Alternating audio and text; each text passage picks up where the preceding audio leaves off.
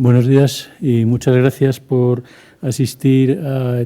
Thank you so much for attending this event, joining us both remotely and live to this event organized by the Spanish agency Institute of Analytics, where Reig Jofre will talk about 2024 and expectations for the current year. I'd like to thank Reig Jofre and its CEO, Ignacy Biosca, for trusting us year after year in the organization of this event, even more so on the 10th anniversary of their listing in the Spanish stock market.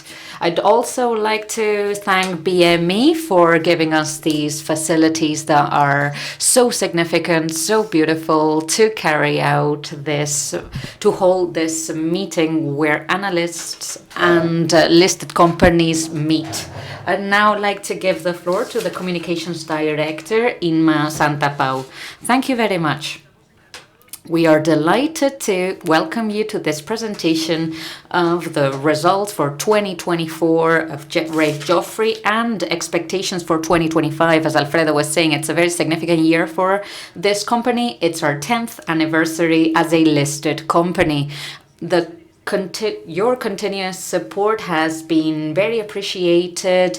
I'd like to thank the Spanish Institute of Analytics for holding our hand for 10 years. Now, this event is streamed live through our website in webcast format, both in Spanish and in English, as well as our LinkedIn profile.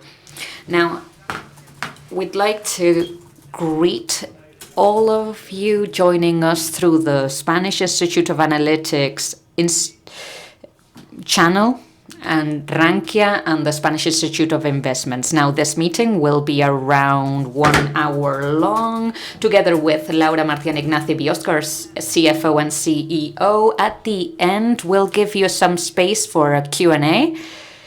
We'll also be answering questions through the streaming platform. And to start, I'd like to share with you our purpose and our mission as a pharmaceutical company through a video that we have prepared. We hope that this session will be very insightful and enriching for all of you. Thank you. Let's get started. In a world where health is increasingly more and more complex, at Reig Jofre, we represent the return to simplicity and to health's most essential side. We have a vision that makes us unique, transforming rational science into human science, standing by people's side. At Reig Jofre, we work for universal access to those essential solutions. Our pioneering spirit and constant engagement with the innovative ecosystem means we can meet the global health needs of today and tomorrow. We make technology our strength to transform health innovation, turning scientific breakthroughs into solutions that impact people's daily lives. Since 1929, we've worked to be the fundamental link between the laboratory and daily life, developing, producing and distributing essential health solutions that truly matter, from prevention to specialized treatments in every corner of the world. We are proud to maintain our firm commitment, being by your side in what is truly important to you at every step of your life. Reig Jofre, universalizing science that matters.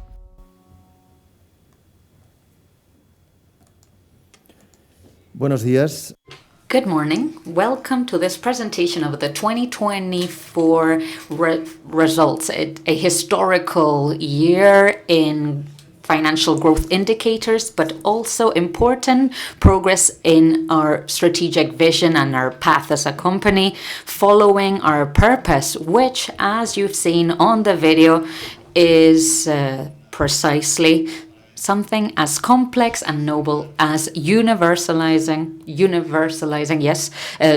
pharmaceutical solutions with based on science, from the scientific development and tech production and direct and indirect marketing in the whole world.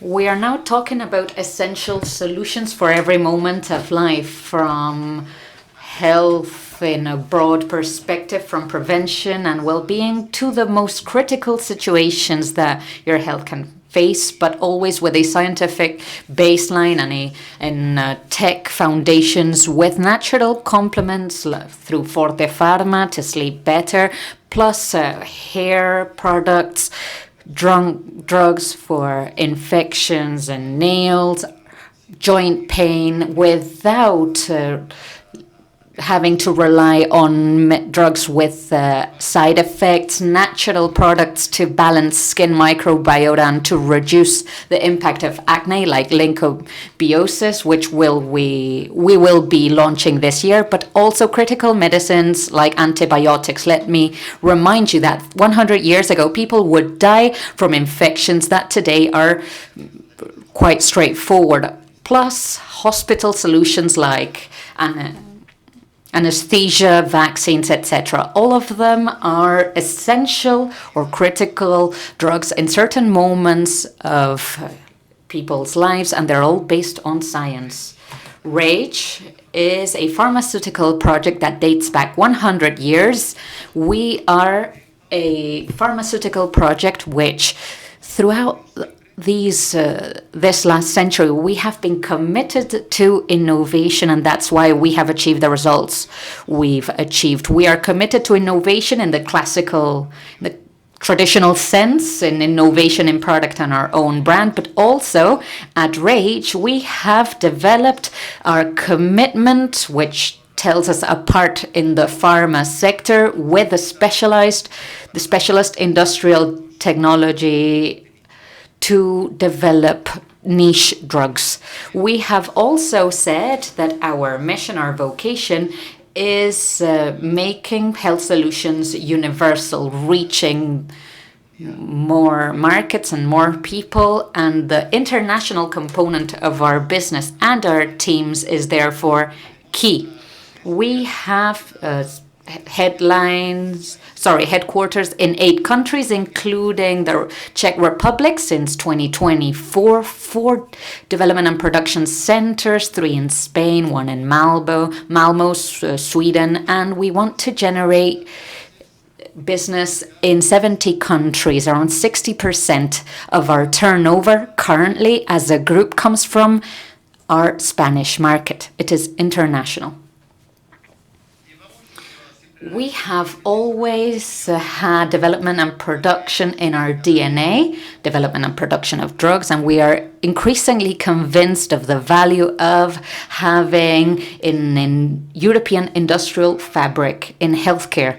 This European industrial fabric should be technological, clean, sustainable, with highly qualified staff, creating jobs, wealth, high quality employment, and giving our continent a strategic autonomy, which will be increasingly relevant. Our 4 plants are all highly specialized in niche solutions that are high demand. In Barcelona, we focus on aseptic production of injectables with a biological base. We are also looking at cell therapy, and in Toledo, antibiotics derived from penicillin, which require segregated plants due to international standards and the potential allergic impact that they might have. And also, we produce both topical and enteral semi-solid products in our specialized Sweden plant. At the end of the day, these centers are allowed to develop our own drugs and provide services related to CDMO, Contract Development and Manufacturing Organization services. Why can we do this? Because we have the know-how, the facilities, the tech, and thirdly, we have the operational excellence, which at the end of the day distinguishes our high-quality processes, and these 3 elements combined tell us apart in the market and make us a unique stakeholder in the development and production of drugs today.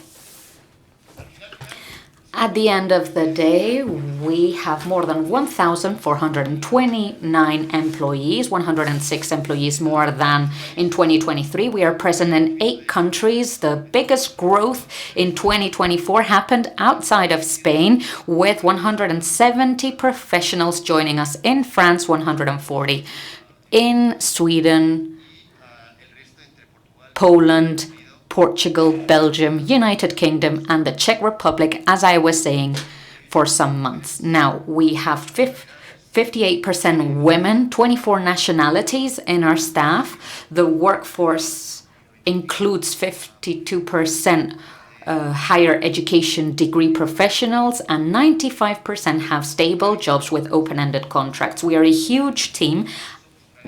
We are a great team, and we want to do something great.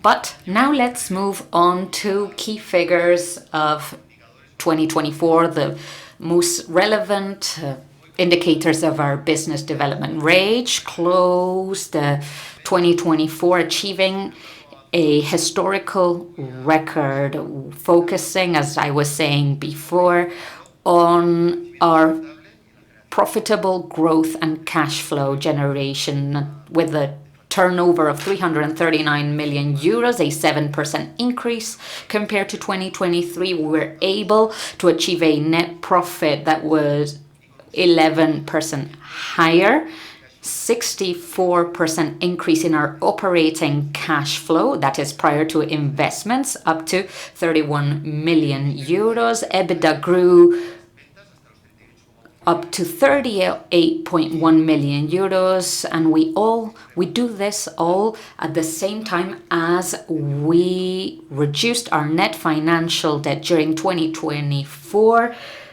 The net financial debt over EBITDA was 1.5x instead of 1.6x in 2023. We are very proud, therefore, of the financial growth and profitability of and our cash flow as a company, which is all the result of our investment plan and our strategic plan as a company in the past years. In 2024, especially, a year where we were able to take on double-digit salary increases for our staff in Spain, according to the following,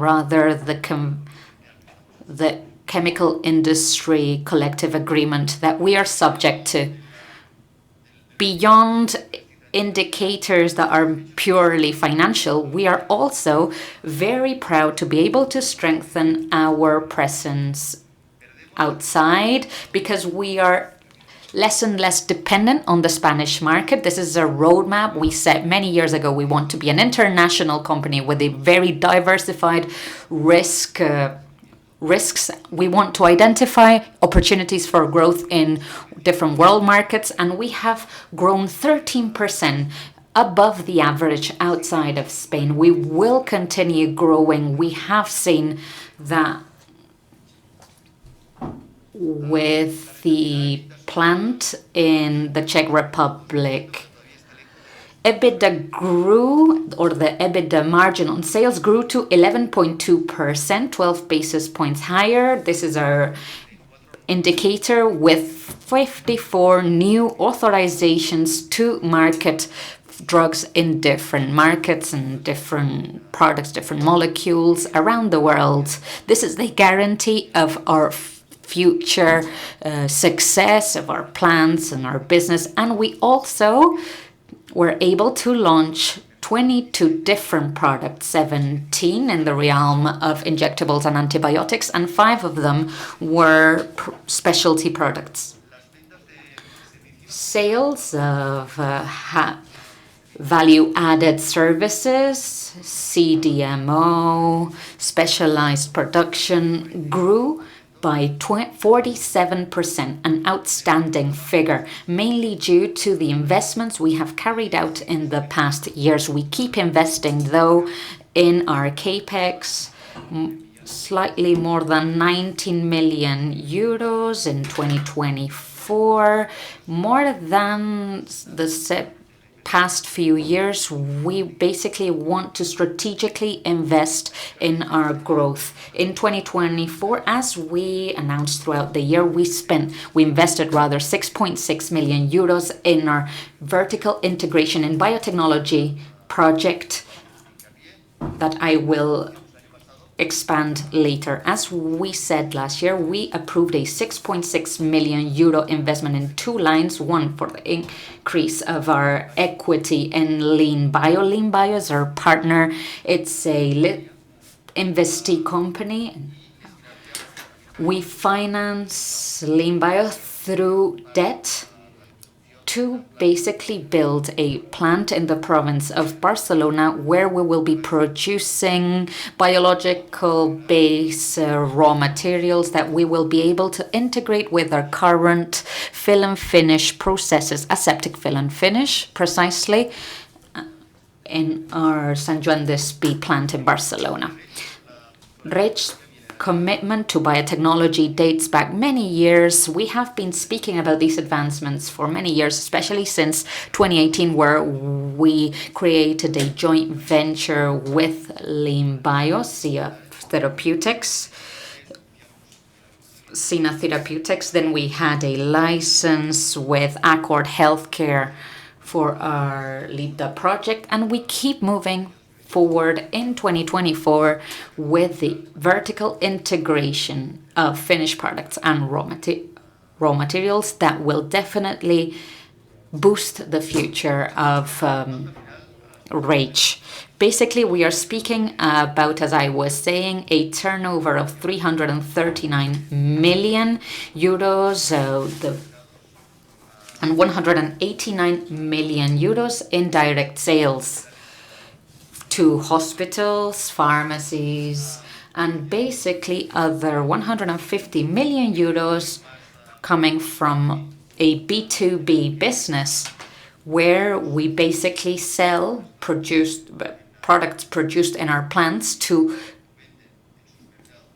other companies who are selling or distributing these products in their markets. And within this block, we would include the 63 million euros of CDMO services, which have increased a 47% in 2024.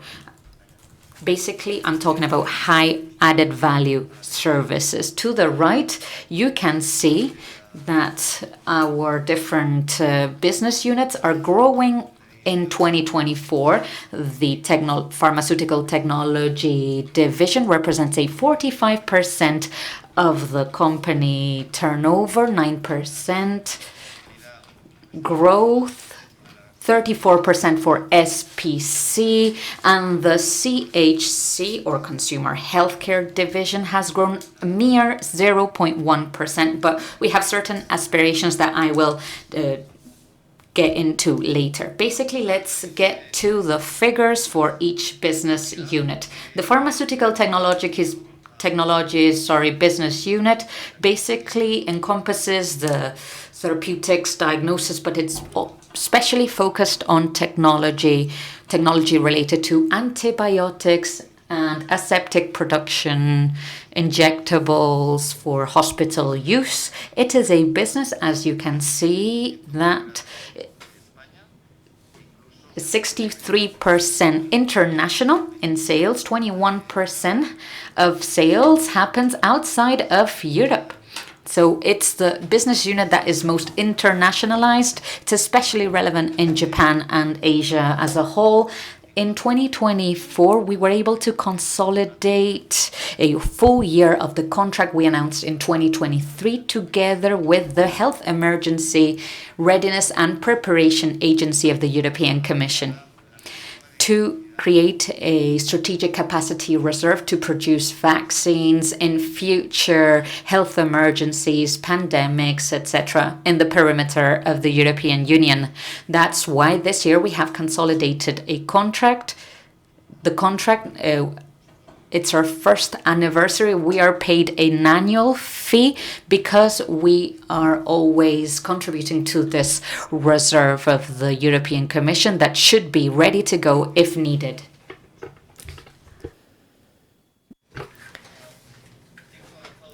We have made headway in 2024 in the third milestone in the development of biosimilar.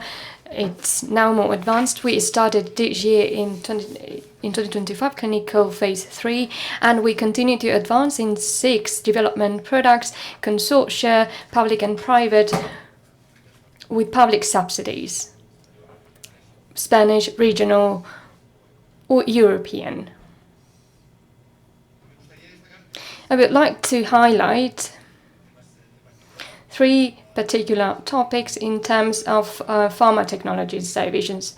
First, a historical trend. We've recovered historic data from this division, and we can see how after a couple of years, 2028, 2029, and 2020, where the turnover of the division was flat, around 100 million euros, thanks to the investments that we had made in the past, and also as a result of the role that the Reig professionals played during the pandemic, we realized how afterwards in 2022, 23 and 24, the acceleration of the growth is very notable. And so we managed to have these accumulated 9% in the next 5 years. I'd also like to stress a second point. The growth is above 11% accumulated in the field of injectables, and in antibiotics 6%, as we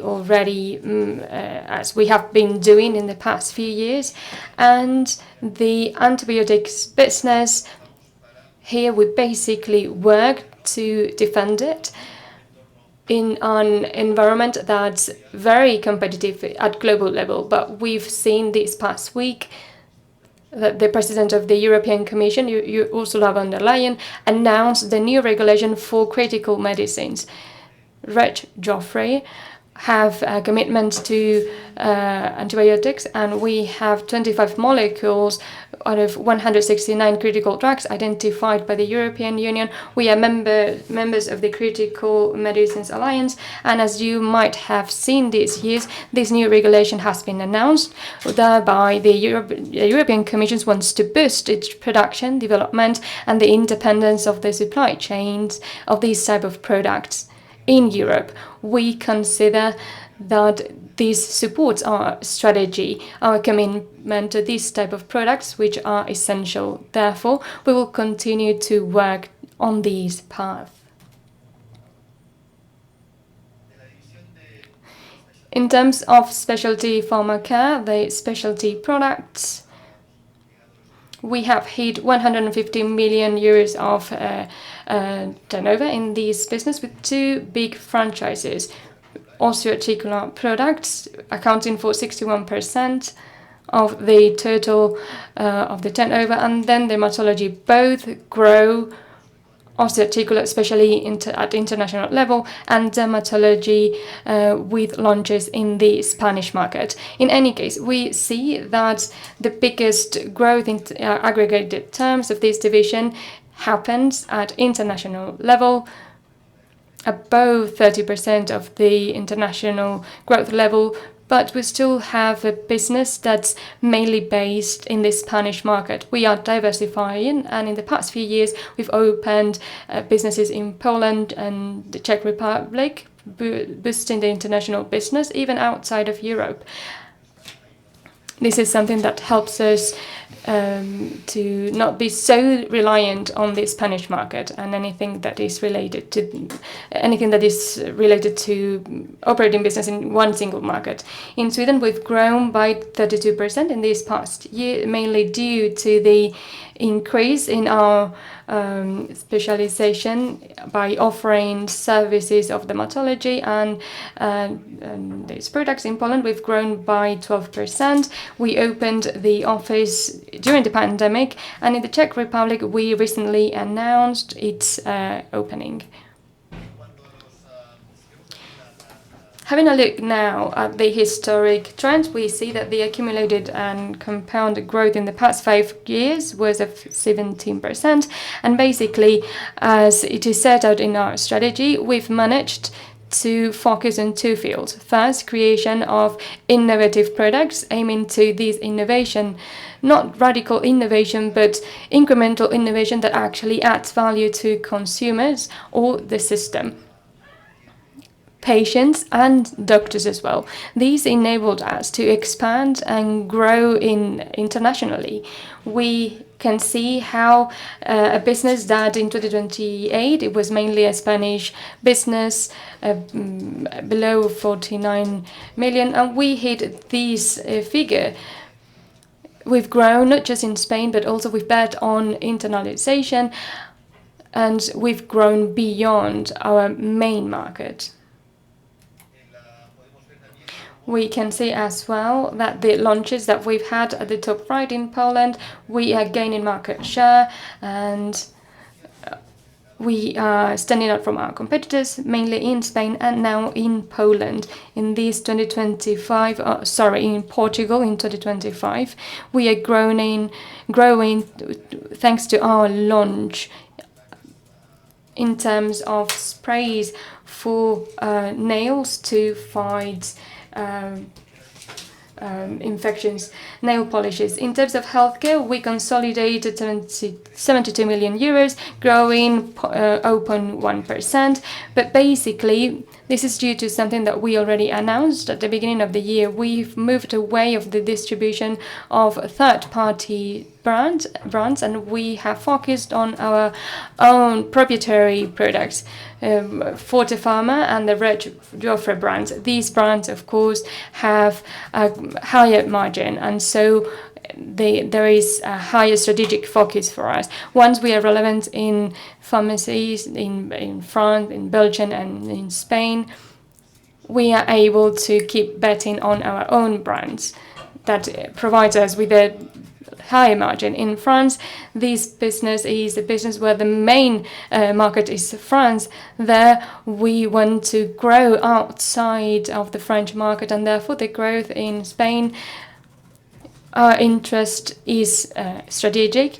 And I would like to highlight that the loss of the distribution business in the French market, we've managed to offset it with a focus on the brand, which is the strategic axis that we are betting on in this division. And as you can see in the top left graph, we are growing by 14%, 7 million euros in this year, and thanks to the Forte brand. The accumulated here 8%. So as you can see, all of the units in the past years, we've had relevant growth, close to double digits. And we also grow online. And here the consumers are based on identifying the product to recognize it in the pharmacies to then order online. And as I was saying, we continue to work outside of the French market. In this field, of course, we are strongly betting on that. And after the pandemic, there's been a significant growth. The natural alternatives to the chemical-based drugs, in order to be healed, to prevent diseases. And this model is something that in the past few years, and I'd like to insist that after the pandemic, we've seen that the growth in the market is significant, and the trend of the European consumer is to go towards those types of natural solutions. It is now time to move on to the financial analysis, so I will give the floor to the CFO of Reig, who will dig deeper into the financial figures.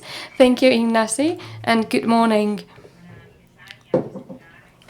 Before delving into the 2024 details, I'd like to take stock on the historic to have a framework of these results, because this year we are celebrating our 10th years of being listed. As you can see to the left, we can see the results of our results account. In sales, we can see the continued growth year after year since 2014 to 2024, closing with 339 million euros. Most importantly, if we focus on the past 5 years, the annual compounded growth is 11. And here I'd like to link this to the graph at the bottom, where we can see the evolution of the EBITDA reaching 38 million euros in 2024. The growth has been 15% in these 5 years. Therefore, we have managed to increase profitability of our sales. The sales have been generalized in the past few years across all of the business units, as we have previewed already. You need to remember that pharmaceutical technologies have grown by 9% since 2018, specialty pharma care has grown by 17%, and consumer by 8%. All business units have grown very strongly. At international level, I'd also like to stress out that sales in the past 5 years have grown by 13% compared to the 11% of growth globally. On the graphs at the middle, you can see our investment levels. As you have seen in the Ignacio's presentation before, we are very much focused on 2 types of innovations: product innovation and brand innovation, and then technology innovation. As you can see at the top, we talk about innovation in terms of product and brand, and the expenses that we do in RDI investment. This year we closed with 17 million euros invested in developing new products. And this accounts about 5% of sales, a ratio that remains constant over the years. At the bottom, we can see the investment disregarding RDI, which is mainly investment in CAPEX. And here in 2024, as we already announced 1 year ago, we have again restarted strong investments after 3 years where they were more contained, after year 2018, where we made the big investment when buying the osteoarticular portfolio and the investment of the injectable plants in Barcelona. This year we are closing with 24, and later on I will detail these investments further. On the right, we can talk about the financial solvency of the company. As you can see, the net financial debt closes with 57 million euros. It continues to go down year after year. Apart from 58%, we then from 23, and in the EBITDA net financial debt, in this ratio, we can see how we've increased the EBITDA and reduced the debt. We've reduced this ratio up to 1.5 times. We've reduced year after year since 2019, the year of the big investments, where we reached the 2.7 peak. Now we are at 1.5, which is a very solid level, where we are prepared and good positioned for new investments. Moving on into more details of 2024, the income statements, we've already talked about sales of these growth of 7% at international level. This growth has been 13%. This stresses out our international expansion strategy. The gross margin, almost 200 million euros, 9% of growth. The gross margin grows more than sales. We got a ratio of 59%, which is above 58% that we closed with the previous year. I'd like to stress out the item of personal expenses that Ignacio has already mentioned.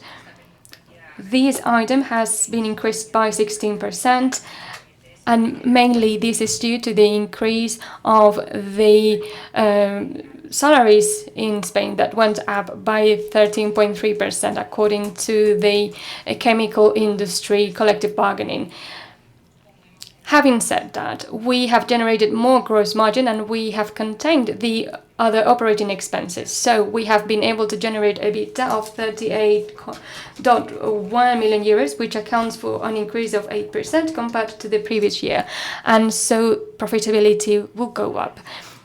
In terms of the operating results, also very good, 12.6 million euros, 20% increase. In the financial item, we've had a very good year. The financial expenses have gone down. This is thanks to a good policy in terms of contention. We have our debt, the structure of our debt is mainly at a fixed rate, so we have not been impacted by the increases of interest rates, and we have duly managed exchange rate hedges.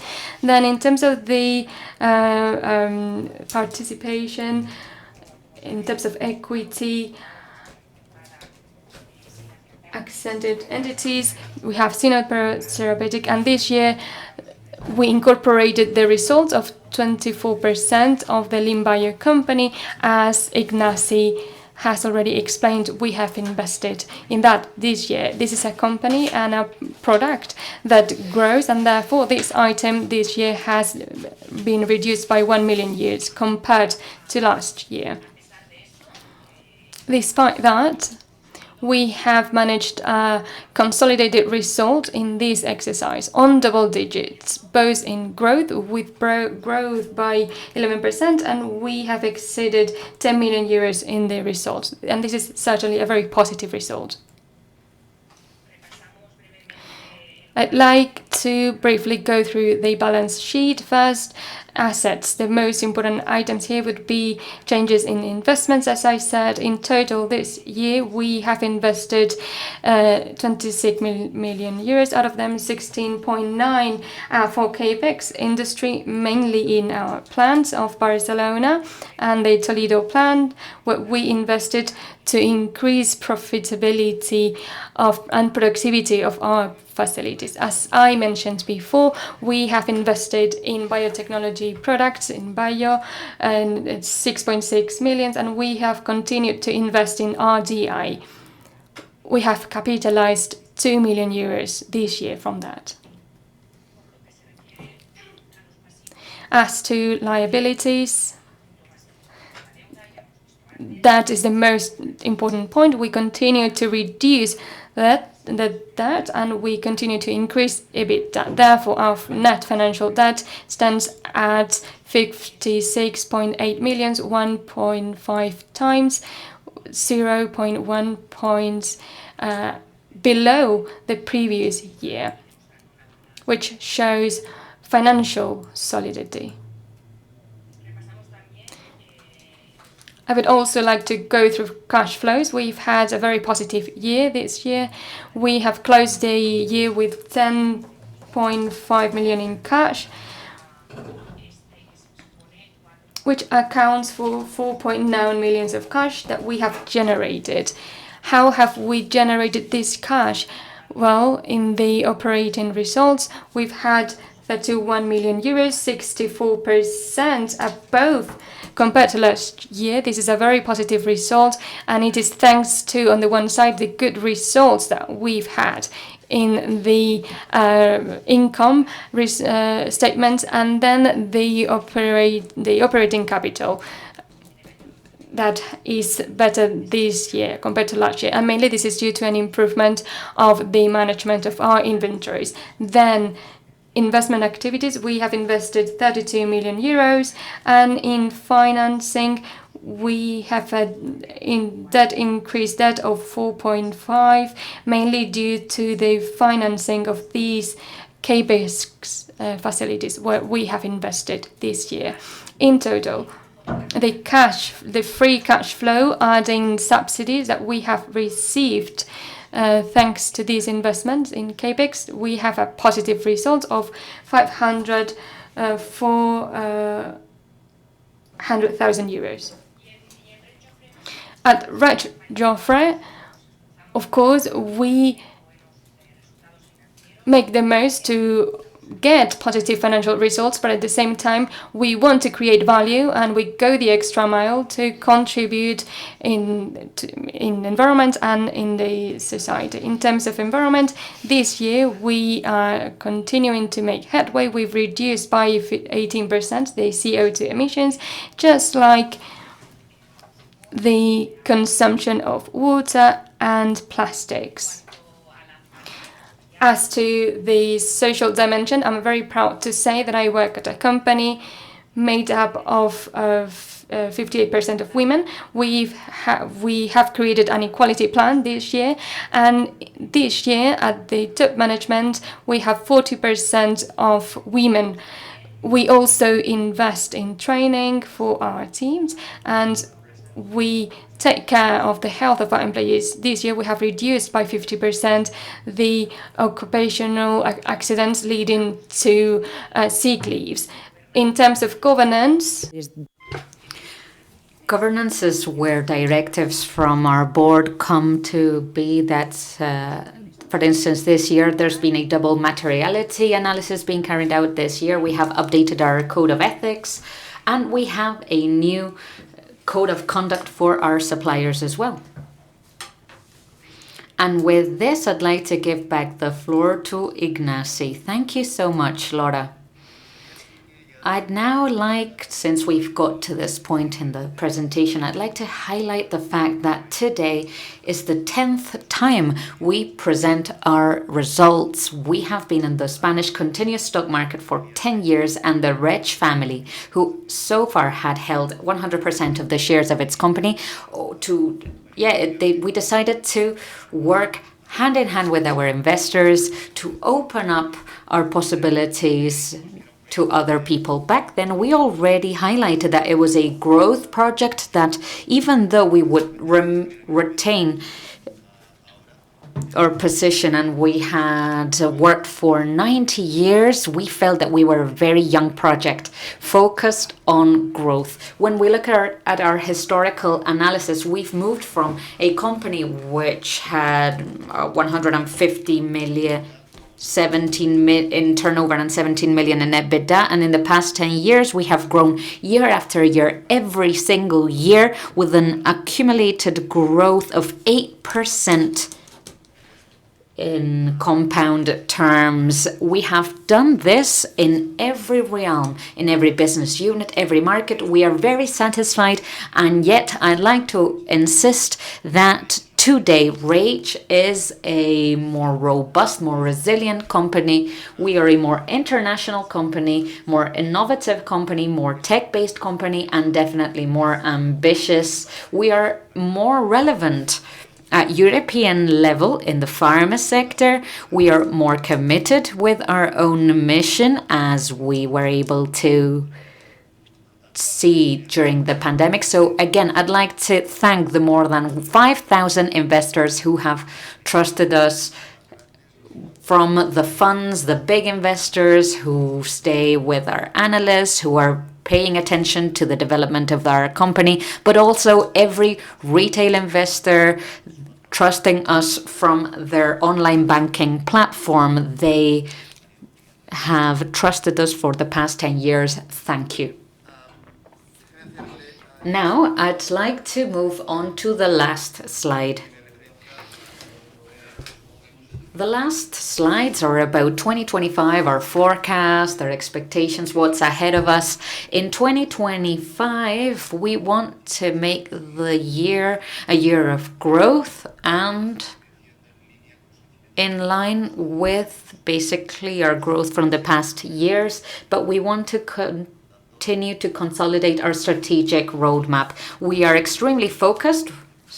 We are starting this year highly focused on our project for them to be able to move forward, but we have to guarantee this growth. We want to focus particularly on a profitable growth, and this may only be achieved looking for efficiencies, operational excellence of our processes, internal digitalization processes, investing in our personnel, looking for those high margin businesses who will lead us towards the path of a profitable growth. We want to streamline our platforms, and we want to generate cash flow in the midterm. We will also, apart from the growth axis, we will keep working on consolidating and growing strategically in terms of integration with biotechnology. We believe that Reig in the future will be more about biotechnology. We will move from chemistry towards biotechnology to be able to open up new sectors. We won't do this so much in innovation of products. Of course, we will if we are able to, but especially technological innovation to accompany those innovative companies who will allow us to grow with them. We want to also grow and focus this year, 2025, on our productivity in terms of antibiotics. As we were saying before, antibiotics is not only strategic for our company, for the country, for our business unit. We want to be more efficient in our processes, more productive, so that we can turn this into a business, allowing us to really generate those cash flows and investing to guarantee our supply chain and the autonomy of our supply chain in Europe, but also towards other continents. We also want to keep focusing on our commitment to innovation this 2025, innovation in products that really make a difference in the lives of our professionals, but also our patients, obviously, and which boost our international growth in those markets where we are already present, but also new markets through our partners and other commercial stakeholders who work with us. We want to keep consolidating the fifth axis, which is our proprietary brands. In CHC, we are committed to private label brands that medical, pharmaceutical, and consumers can trust. The market, we anticipate, will keep growing, and we want to keep up with the market. We think that the strongest brands will be able to grow beyond the market average if we are able to tackle this complex 2025, where we really have to communicate directly with customers, with professionals and pharmaceutical professionals, which is the industry where we excel. We are able to join these messages together, and our sales channels are opening up pharmacies are obviously our real partner, but we are opening up our possibilities through online retailers, online platforms, e-commerce, and in 2024, as we announced back then, Reig is one of the 6 associated companies, Spanish companies, associated to the IPCEI project, a European project that is extremely important. It has to do with the healthcare of European countries, through which basically the European Commission has eliminated the possibility, or basically it has freed grant concession reliance for the companies who want to emphasize or insist on their investor commitment, the investor commitment of states in these investments that we are making, both in innovation of products and innovation of technology. This will be resolved in 2025 through the IPCEI project. And we hope to keep working with the Spanish authorities to move forward in this European project. We also are extremely excited to launch Vincobiosis in 2025. This is a product that is based on a natural solution for acne-prone skins. We believe it might be yet another vehicle of growth for our company in the midterm. Now let's move on to the Q&A session, if any. Thank you very much, Ignacy. Buenos días, soy Antonio Minga. My name is Antonio Mingale from Sinufax. I would like to congratulate you twice for your anniversary, firstly, and secondly for the incredible outcomes which entail also a challenge because you need to keep up in 2025. Ignacy, you've been extremely prudent in your presentations on the last 10 years when it comes to analyzing the ecosystem of the sector, the markets. The ecosystem tells us that today in the Spanish Congress, a law is being passed which contains a provision on improving benchmark or reference prices, giving some oxygen to those prices, to those drugs that have had to drop their prices because of the reference prices. So I'd like Ignacy to know, I know you're very cautious. Could you please analyze the external ecosystem of what things are like nowadays? And Laura, from the financial point of view, what is the biggest challenge or biggest opportunity threat for the next months? Thank you very much for your question. I'd like to clarify that I'm very prudent in open fora, but when I talk to the healthcare ministry in Spain, I'm very blunt.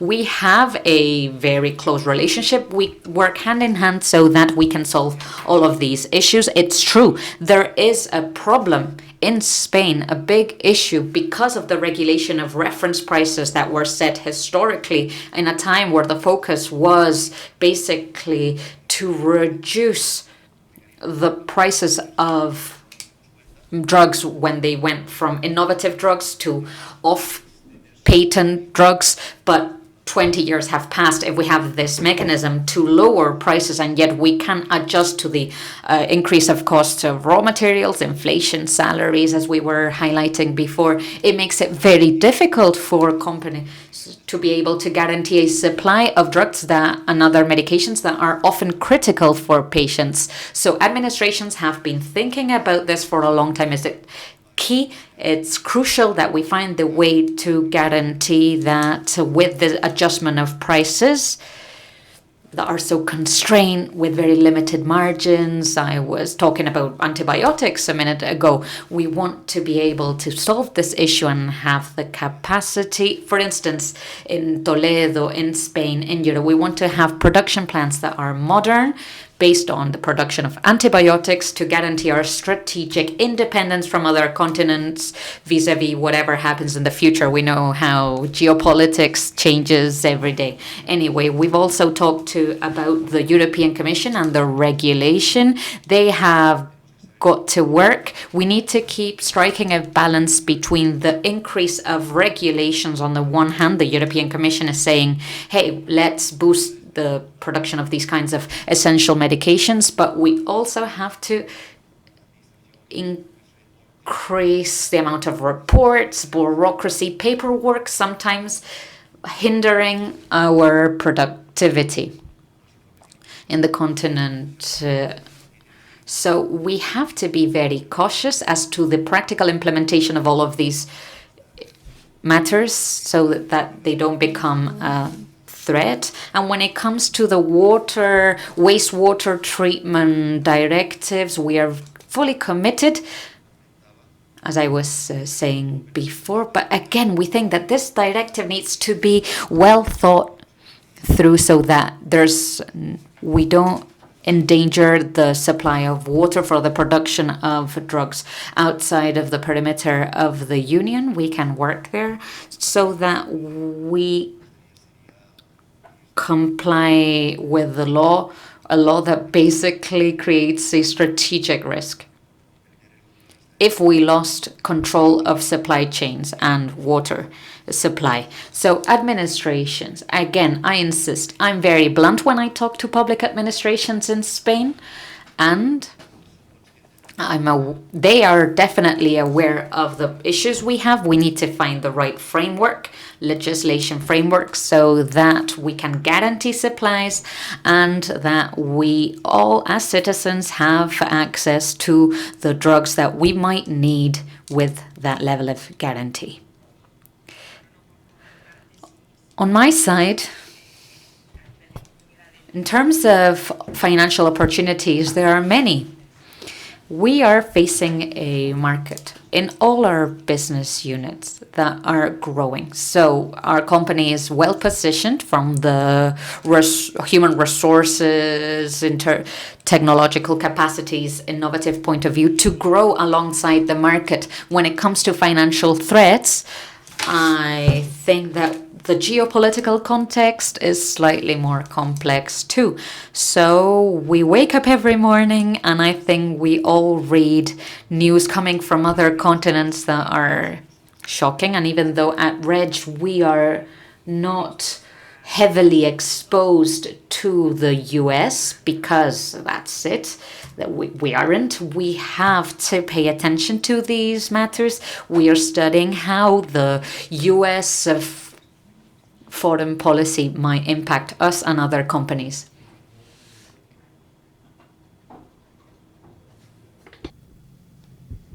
Gracias. Álvaro Lence from Alandra.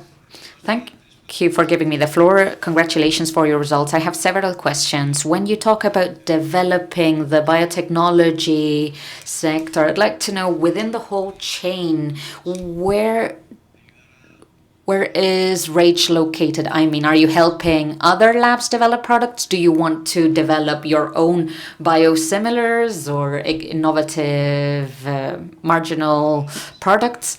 Maybe become leaders in the marketing and commercialization of these products. I want to know, because you've purchased part of Bio's equity, and I want to understand your investments in biotechnology. Secondly, you've talked about focus on cash flow. You have invested thoroughly this year, and yet you say that there are many investments coming your way to improve your positioning in antibiotics. It's very difficult to strike a balance between investments and cash flow. So could you please tell us a bit more about how you plan to strike this balance? I also see that 1.5 times EBITDA margin. I don't know if you are starting to stock on cash flow. Can you talk about your efficiency? Third question is about the guidance. It's quite broad, a bit vague. You talked about 11.2% EBITDA margin is far from your long-term goal. In the short term, you might not be able to quantify this, but what is your midterm ambition for your EBITDA margins? Thank you, Alvaro, for your question. With regards to biotechnology and our strategic focus, as I was saying before, this advancement in biotechnology materializes in three aspects: talent, facilities, and operational excellence of our processes and the way we work. We are still in this phase, this stage of basically building up our staff, strengthening our facilities. We are working parallelly by providing services to other companies, allowing us to maximize the value of our talent and facilities again. And at the same time, we want to do it by developing our own proprietary products. In the future, we believe there will be a natural balance where we will be able to get into the least innovative products, like, for instance, biosimilars that have a huge financial potential and yet require less innovation. We believe that we can do this on our own. That is our ambition, to be able to work on our own, to get into biosimilars autonomously. But in parallel, we want to get into more innovative projects, therapeutics, more pioneering products that are in the border with or reaching what is providing services to other companies who can actually leverage our know-how, facilities and processes that are highly efficient. So, and operationally excellent. So again, the know-how of Reg will be leveraged by us, but we will also offer it to the market, to an ecosystem that is developing a lot in Spain. There are so many startups in Spain right now who require our specific knowledge. This market has many big multinationals betting on working with more specialized partners to develop industrialization processes for these kinds of treatments. When it comes to the whole issue that you were mentioning on cash flow focus, yes, it's true. This is a first stage. I was talking before about operational cash flow. For me, that is the main challenge. We can deviate this towards investments, and when we are able to identify potential investment opportunities with an investment return that is relevant or sufficient for us to make that decision, we will. We are identifying opportunities. That is the stage in which we are. In the past 10 years, you will see that we have kept investing over and over again, and we want to keep leveraging these opportunities. We want to take that leap from chemistry to biotechnology to move on to molecular therapies, RNA therapeutics. This is a train we want to, or an opportunity we want to seize. We think that 21st century pharma will be completely different to 20th century pharma. So again, free cash flow later. And yes, it's true that it wouldn't be operational or feasible to move the company towards a level of debt equivalent to zero, but we think it's great to have a low indebtedness level so that we have that margin if we do identify potential non-organic growth opportunities that we don't seek or look after. We are not a build-up, but we are always paying attention to those non-organic or inorganic opportunities. For the instance, in the past, in 2009, 2010, we made our first acquisition in Sweden, which entailed a huge growth for us. There was an internal merging with nutraceutical. We became listed. We increased our business in France. We have doubled our business in France actually in the past 10 years. In 2019 rather, we were able to buy equity from BioIbérica, and also we grew a Spanish business into an international business. As a company, we are definitely always aware and looking for those opportunities that will increase our value, which have worked really well in the past and which require that we have a reasonable level of debt, reasonable level of cash flow, thinking about what will lead to higher returns for our company, taking into account the cost of capital. So that's what makes sense to us. Scrip's dividends. In the past few years, we have paid out scrip dividends in principle from the board. This is a model that we expect to continue following in the short term, but at the same time we see that at the company we are at a position where we could move on whenever it is appropriate. I think it would make sense to move on to a dividend that is no longer scrip, but maybe a mixed formula of cash dividend and scrip dividends. But the model worked for us, and we think it is very much adapted to the type of investors that Reig has. Some shareholders really trust the product and want to keep growing with shares, so they bet on the future of Reig, and other investors want to have more financial return in terms of dividends, and therefore we give them the option. We consider it is a model that has worked for us, and it works for us. We have nothing against the model. And finally, the growth target I've mentioned before, the internal growth target as a company, our target is to reach levels of about 15% of EBITDA. Compared to sales, we are at 11.2%, and we are working to maximize those more profitability business and eliminate those businesses, markets or products that generate less profitability, that are complex, and therefore we want to focus on higher profitability products to get closer to this 15% target in a reasonable amount of time. Thank you for your question.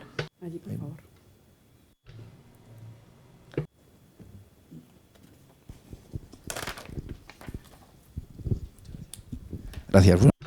Thank you. Good morning. I have 3 questions, but they are very brief. First one, continuing on antibiotics. Your name, Miguel Medina. In terms of antibiotics, you've mentioned efficiency improvement, and related to the first question, well, I guess that due to the pressure on prices in the past 20 years, the antibiotics operation is quite efficient at the moment. So I'd like to know whether this efficiency improvement depends on a price revision, which is something that's maybe out of the control of Reig Jofre, or maybe there are operational improvements that can contribute to the margin improvements. That's question number 1. Number 2, Limbaye is bad. I guess that it will continue to be there, but in the case of Sira, it depending when there were milestone, it was positive or negative. So I hope that we have a milestone for 2025. And the last question, the CDMO growth, which was about 40% this year, I guess that it will play a relevant role in terms of the contract with the European Union. So I would like to know, if we adjust the entire year of the European Union, I would like to know what would have been the growth. Perfect. Well, thank you, Miguel, for your question. Regarding the question related to antibiotics, we are internally working a lot on that. The internal teams are focused on creating a process that's as effective as possible, concentrating volumes, making batches that are as big as possible, and creating a lot of efficiency and productivity internally. In fact, one of our investments done in the middle 2024, beginning of 2025, this is a new line for injectable antibiotics of high productivity and high capacity. We have managed to produce our unit, or rather 4 units, in the same amount of time than we used to produce just 1, and we reduced costs. This is an internal process that all teams are working on, and we are working towards this operational efficiency in parallel. As we have mentioned before, as we answered, there is a very clear effort to work together with administrations to reflect this price increase. Now, say that we have 350 people in Toledo working for operational efficiency. Well, we have 3 or 4 people working on that, on the relationships with administrations, in order to achieve those price adjustments, in order to reflect the inflation increase. We have antibiotics with a price of 0.98 euros, which is about 100 pesetas, the former currency. So, I mean, it is not acceptable that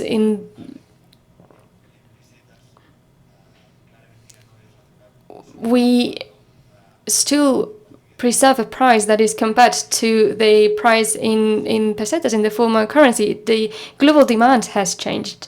Spain is trying to gain access to these antibiotics, and so is the rest of the world. All countries are willing to pay much more than that.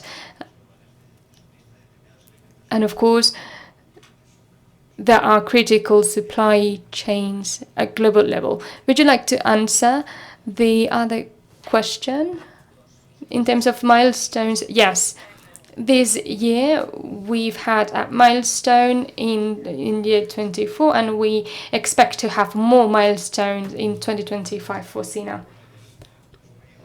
The projects that go together with milestones tend to alter figures, but we try and be as transparent as possible as we hit those milestones, because, as I said before, in 2025 we started the phase 3 clinical trial, and afterwards we will reach to regulatory approval and then commercialization phase. And of course then royalties and market access, that will be linked to the market, and it will become a more recurrent and stable business. But we are still conditioned to the quarter and the year. Depending on the quarter and the year, things changes. And the CDMO, the contract with the European Union, it is not included in the figures. The growth of 43%, this refers to the organic growth. In fact, the CDMO grows more in a especially pharmacare, it grows more there in our plant of Sweden. Very well. Are there any further questions? Good morning, Thomas from Agencia, from the FA agency. Very quick. I've heard that in that misbalance between the elevated cost production of antibiotics and the consortium with administrations, I understand that this could jeopardize the production of the Toledo plant. And I understand that I don't know whether you are considering relocating to other countries. If that is the case, which countries would you be considering? No, that is not the case. I would like to be very clear. Reig has a commitment to essential drugs, and we are committed to antibiotics. Reig wants to make viable this business for it to be productive and profitable in order to continue to deliver as we have done in the past 20 to 30 years, continue to serve in the Spanish and European and international markets. We want to continue to supply something as basic as antibiotics. As I've said before, I'm aware that the Spanish administration, the Ministry for Health, is fully aware and also bets on having in Spain and in Europe strategic plans such as this one. Therefore, there is the political will that is aligned to our vision, our will as a company. And the idea is to preserve the strategic product. And today, more than last year or 5 years ago, the pandemic clearly shows the importance of having the guaranteed supply chain, and the past events, geopolitical events, also identify how certain products can be strategic in terms of defense for the continent, and therefore we realize that it is worth guaranteeing this supply within the continent. This is related to the new regulation for critical drugs. Antibiotic, the Toledo plant is for critical drugs, and so the commitment is there. Now, the problem is, how do we manage to generate productivity on the one side, and then how do we reflect that on the price of these type of antibiotics? Because it is old-fashioned. This is due to a regulation that historically has been aimed to reduce prices, and therefore it does not cover the inflation increases. But I'd like to be very clear, there are no plans in that sense. Very well. Any further questions? There is a question over here.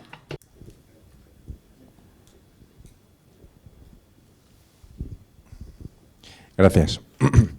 Thank you. Magnífica. My name is Tomás Conde. I'm an analyst and partner of the association, and I also represent the CSG. First of all, congratulations on your presentation. Thank you for talking about the ESG. Now I'm interested in the following, and I have the opportunity of having the CFO here, the CEO, and I'm interested in the following question. To what extent in a market with sustainable finance regulations, of course the regulation is very strict even though it's been eased, but the environment is characterized by social sensitivity. So how do you use those ESG variables for them to be competitiveness factors, to be eligible in terms of tenders with administrations? I mean, what is your strategy so that sustainable finances makes you more eligible with all of the advantages that it comes with it? Well, I would love to linger on this topic. Thank you so much for your question. It's very interesting. At the end of the day, we have always been very committed to ESG across all levels. We do essential solutions for health, aimed at the population, so that we have a commitment to society. And this is rooted in the basis of our business. In parallel, we have a commitment to environment. We have always been focused on that. The water that comes out of our plants is actually cleaner than when it entered, and therefore we have always been focused on that, so that the output water has been treated and is even cleaner than the input water. With the increase of regulation, we kind of lose sight of that focus, because until now it was a flag that we have always been very proud of, and we have always stressed on that. But now we are evolving towards a model where it becomes something that's more regulated. Therefore, the more beautiful side of things is kind of goes unnoticed. Now it is a pillar based on compliance. I think things tend to change every now and then, but eventually, at the end, I'm sure that we will land all that and we will find a balance. It is important to reach that situation. At the end of the day, we work for the society where we live in. We are lucky enough to work in healthcare, and we are fortunate to be an international company that serves people, not just people that live close to us, but rather to the planet at large. In terms of tenders and so on, well, it is difficult to showcase our products there, but the standard published yesterday in terms of critical drugs already introduces these type of variables. The valuation in public tenders for drug purchase, there is something there that I think is interesting. From a sustainability standpoint, using antibiotics that have been produced in Toledo, Spain, in Spain or Europe, is more sustainable than using a flight or using a ship to transport antibiotics all the way from Asia.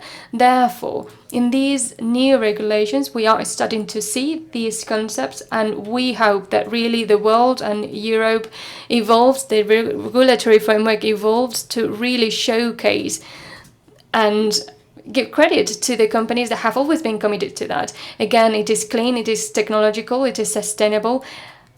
It is made up of a team that is trained and therefore is fundamental, and it provides a strategic autonomy to the country. Therefore, we are fully committed to all that. Companies must be able to clearly identify that our value for the future is there beyond the financial figures, but of course the financial indicators must also include financial sustainability in order to be able to keep investing and provide time and resources to all that. So yeah, fully aligned with that, and I think that the regulation goes towards that direction. This is a sector that is very much integrated in our society. Very well. Any further questions? The questions that we have received from the streaming platform actually are aligned with the questions that have been asked here, so we consider that they have been answered. Thank you again for your participation, for your time, and I'd like to say that this year we have 134 people connected, more than last year, so we are very much happy. We hope to see you all again next year. Before we finish, I would like to also bid farewell, and on the first hand, congratulations on your 10th anniversary. This is also our 60th anniversary, so we are very happy to. Also, congratulations on your presentation. It's been brilliant, very concise. You've been around for many years, so we realize that you are improving year after year. Again, we will be delighted to have you here with us again next year to continue to see the evolution of your results that are very good, pretty much across all of the business lines, and yeah, to see you achieve that 15% profitability that I think the market will welcome with open arms. Thank you so much, everyone, for your participation. Thank you for your attendance, and I would like to encourage you to join the Institute. We are very pleased to have you here. This meeting always very successful, and pay attention to the different invitations that we send, because we will do more events and we will be very happy to have you with us. Thank you so much.